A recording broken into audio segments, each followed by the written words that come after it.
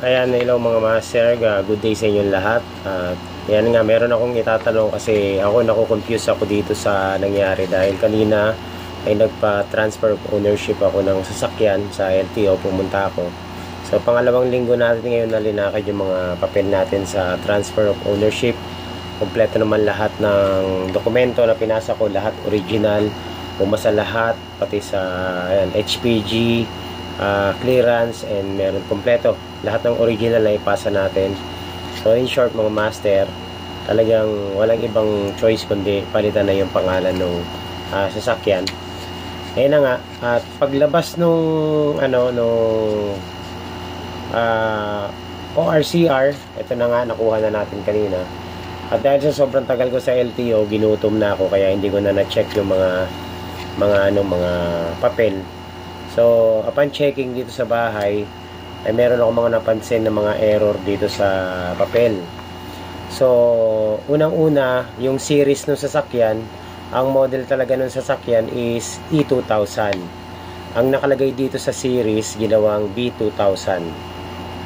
Tapos, ang passenger capacity ng van is dapat 8 yan. Ang ginawa dito, ang linagay is 5 yung capacity. Ayan. Tapos, yung file number ng sasakyan is nadagdagan ng isang numero na wala dun sa file. Ayan, ano pa ba? Tapos yung address ko nadagdagan ng letra. Tapos yung OR date, hindi ko alam kung saan nila kinuha yung OR date na 01 January 1, 2000. Yun yung OR date. Ang modelo ng sasakyan is 1997. So hindi ko alam kung saan nakuha yung 2000 na yan.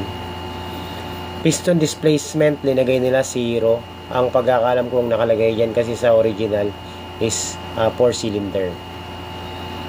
Ayun. So, yun yung mga typo error na nandito sa aking papel. Ayan, nandito.